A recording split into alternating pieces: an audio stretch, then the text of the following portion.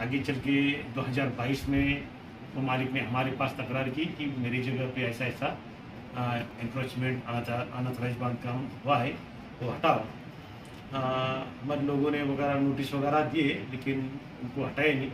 फिर उसने माननीय उच्च न्यायालय मुंबई में पिटीशन दाखिल किया। तो वो हियरिंग उसका रिपोर्टिंग वगैरह चलते रहा, लेकिन 27 जनवरी 2025 को कोर्ट ने एक आदेश किया कि भाई अभी तक कॉरपोरेशन ने वो अनधिकृत स्ट्रक्चर्स एंक्रोचमेंट्स हटाए नहीं, तो आने वाले 3 महीने में कमिश्नर ने जो अभी तक कार्रवाई की उसका रिपोर्ट कोर्ट में एफिडेविट के द्वारा दाखिल करना और खुद पर्सनली कमिश्नर ने यहाँ हाजिर रहना कोर्ट में। फिर उसके बाद मैं वो 24 अप्रैल के पहले दाखिल करना था, लेकिन मैं रजे पे था 18 अप्रैल से।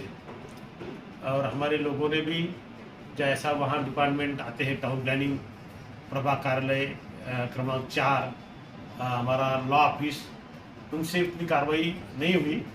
और उन्होंने मेरे कान में भी सीरियसली ये डाला नहीं कि भाई कोर्ट का ये स्ट्रिक्ट ऑर्डर है, इसलिए वो वहाँ कार्रवाई नहीं हुई।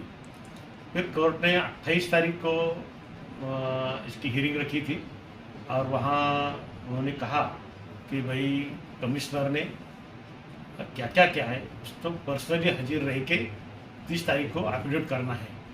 हालांकि मैं छुट्टी पे था 30 तारीख को, फिर भी मैं ज्वाइन हुआ और मैंने कोर्ट में हाजिर रह के उनको बताया कि भाई मैं 26 मई तक अतिक्रमण या फिर वो जो अनऑथराइज स्ट्रक्चर है वो निकालूंगा।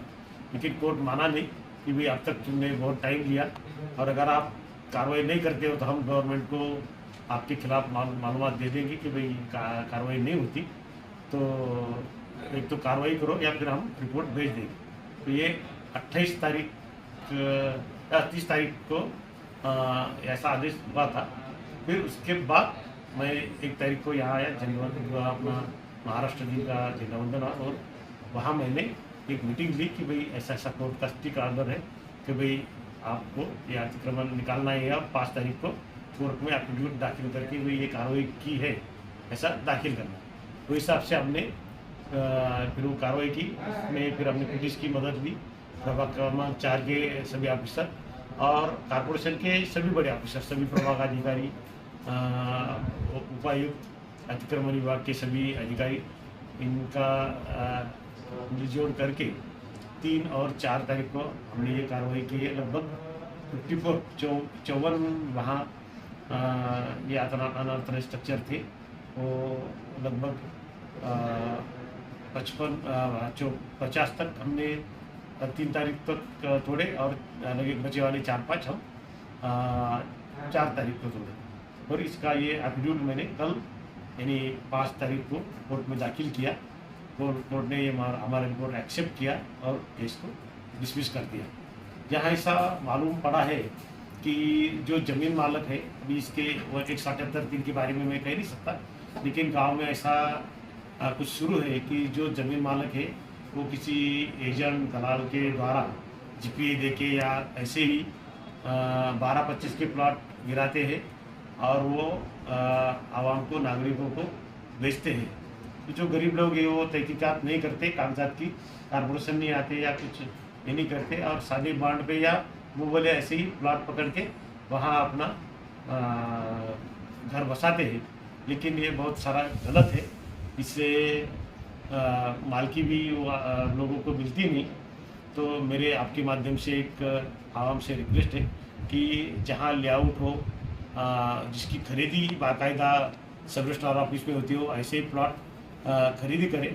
इसकी हमारे टाउन प्लानिंग से मालूमात लेते जाओ और फिर ही खरीदी करो, क्योंकि गरीबों ने बहुत कष्ट करके अपना पैसा जमाया रखता है, और फिर वो कम पैसे के लालच में वो जमीन लेते हैं, और फिर ये ज़मीन मालक बाद में 5-10 साल बाद बोलते हैं कि हमने ये बेची नहीं, या ऑथराइज हमने खरीदी दी नहीं, ये लोगों ने हमारे ज़मीन पे कब्जा कर लिया, अनऑथराइज कंस्ट्रक्शन कर लिए, और कॉरपोरेशन के जरिए वो निकालने की बात करते हैं, फिर कोर्ट द्वारा हो या कंप्लेंट करके हो। तो मेरी गुजारिश है आवाम को कि भाई आप जो एनए वाले, लेआउट वाले, कारपोरेशन ने मंजूर किए वाले और सर्विस चार्ज जिसको खरीदी दे वो ऐसे ही प्लाट खरीदे। आगे चल के हम भी अभी जो कारपोरेशन की जगह है रोड के अंदर भी जहाँ कुछ झुपड़े बैठे हैं वो भी निकालने की कार्रवाई अभी कंटिन्यू रखने वाले हैं। और ऐसे जो भी हमारे कारपोरेशन की जगह पे जिन्होंने कब्जा किया उनको निकाला जाएगा। यहाँ जिन्होंने अपलोड करके दिया नोटरी करके या कैसे भी, इसमें जो भी लोग शामिल हैं उनके ऊपर भी कार्रवाई करने का हम सोच रहे हैं, ताकि आगे चल के गरीब लोगों को धोखा ना हो जाए। तो गरीब हम नागरिकों के साथ में हैं, लेकिन नागरिकों ने, आवाम ने ये देखना चाहिए कि ये प्लॉट सही है या नहीं, और उसके बाद तहकीकात करके खरीदी करनी चाहिए। तो आगे चल के ऐसा हम नहीं होने देंगे। हर एक प्रभाग में हम 2-4 बोर्ड ऐसे लगाएंगे उर्दू में कि भाई 12-25 के प्लाट मत खरीदो, जो रियल प्लाट है एनए वाले हैं जिसका खरीदी सब रजिस्ट्रार ऑफिस से होती है वही खरीदो। ऐसे हम बोर्ड लगाएंगे और प्रभाग अधिकारी को भी बोलेंगे कि ऐसी कोई भी बात होती है तो आप हमें इतला कर दो कॉर्पोरेशन को मेन ऑफिस में, और उनके ऊपर कार्रवाई की जाएगी। अभी तक जो हमारे प्लाट है खुद के कॉर्पोरेशन के, वहाँ जहाँ भी ऐसे बेकायदा अनऑथराइज स्ट्रक्चर है वो भी गिराने की कोशिश हम जारी रखेंगे आगे चल के। और इसमें फिर जो भी दलाल होंगे या नोटरी जिन्होंने करवा दी उनके ऊपर भी कार्रवाई करने की सिफारिश हम पुलिस को करेंगे, उनके ऊपर भी कार्रवाई हो जाए। फिर गांव में भी जो लोग इन अनऑथराइज स्ट्रक्चर को रहने दो, तोड़ो मत, गरीब है, ऐसा है, इन्होंने नोटरी करके खरीदी है, तो ऐसा जो भी इनको साथ देंगे हम उनका भी थोड़ा रिकॉर्ड हमारे पास रखेंगे। क्योंकि आगे चल के इलेक्शन में जो अनऑथराइज कंस्ट्रक्शन करता है या अनऑथराइज स्ट्रक्चर करने के लिए, इंक्रोचमेंट करने के लिए किसी को बढ़ावा देता है तो उसको इलेक्शन लड़ा या नहीं जाता, उसका फॉर्म रिजेक्ट हो जाता है, अवैध हो जाता है। तो इनके लिए भी ये मैं सोचा था कि उनको भी ये मालूमात दे दूँ कि जो भी कोई अनऑथराइज कंस्ट्रक्शन को या इंक्रोचमेंट को बढ़ावा देगा उनका रिकॉर्ड हमारे पास रखा जाएगा। और आगे चल के इलेक्शन में कभी वो खड़ा रहना चाहते हैं और फॉर्म भरते हैं तो फॉर्म रद्द करने के लिए, अवैध करने के लिए वो रिकॉर्ड हम निवडणूक अधिकारी के पास दे देंगे।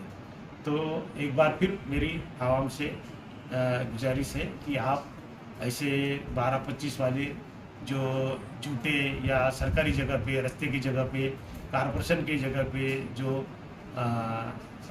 झूठा लेआउट करके प्लाट बेचते हैं उनसे थोड़ा सावध रहिए, वहाँ खरीदी मत कीजिए। क्योंकि आपका खून का पैसा है, कष्ट का पैसा है, तो ऐसा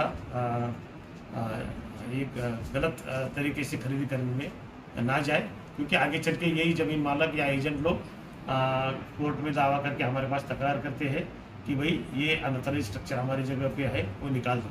तो ऐसा नुकसान न होने के लिए मेरी गुजारिश है सभी लोगों को कि ऐसे अनऑथराइज प्लॉट खरीदी मत कीजिए। सर, ये जो आपने कहा अतिक्रमण निकाल दिए, इलीगल कंस्ट्रक्शन वो आपने निकाल दिए, तो क्या आपने वो निकाल के जगह मालिक को वो जगह ताबी में देने का ऐसा आदेश कोर्ट ने दिया था आपको? नहीं, हमें इस कोर्ट के आदेश में कहा गया था कि ये अनऑथराइज स्ट्रक्चर्स जो है वो रिमूव किया जाए, तो हमने वो रिमूव कर दिए। अभी जगह के मालिकी के बारे में हम कोर्ट ने कुछ बोला है ना हमने कुछ आदेश दिया है। यानी वो जगह जो है उसको उनको दे देना, ऐसा आपको नहीं बोला गया? नहीं, हमको ऐसा नहीं बोला। यानी सिर्फ आपको ये अनऑथराइज कंस्ट्रक्शन हटाओ, हाँ, ऐसा ही बोला गया था, वो उतनी कार्रवाई हमने की। अभी दूसरी बात ये आ रही सर, उसको डिमार्केशन किसने किया कि यही अनऑथराइज था? ऐसा सिटी सर्वे का कोई रिपोर्ट था या कोई और अथॉरिटी जो आपकी, उसकी रिपोर्ट आपके पास थी, आपके लोगों ने नोटिस जो दी, आप बोल रहे 55, वहाँ पे बता रहे 80, कोई बोला 140, ऐसा तो आपने तो तोड़ते टाइम तो 100 से ज़्यादा झोपड़े तोड़ डाले। आप 55 बता रहे हैं। रिकॉर्ड के हिसाब से 54 अनऑथराइज स्ट्रक्चर का हमारे पास रिकॉर्ड था। वो हमने 178-3 में जो है हमारे टाउन प्लानिंग के लोगों ने सर्वे किया था, विभाग के लोग वहाँ गए थे, उन्होंने वो मार्किंग की थी और वो हिसाब से हमने वो अनऑथराइज स्ट्रक्चर्स हटाए। तो लेकिन वो 100 से ज़्यादा है नहीं, वो लोग बोल रहे 100 से ज़्यादा है। नहीं, वो लोग मुझे इसका पता नहीं। तो आप 50 बोल रहे हैं ना, तो 50 54 बोल रहे हैं ना, तो वहाँ पे सर तो वो 100 से ज़्यादा है। ऐसा कौन बोल रहे हैं? लोग बोल रहे हैं कि हमारे घर 100 से ऐसा बोलने से नहीं होता। हाँ। तो एक्चुअल में जो कि हमारे पास तो यादी चोपर की थी, हमने चोपर लोगों को नोटिस दी थी और वही हमने हटाए हैं।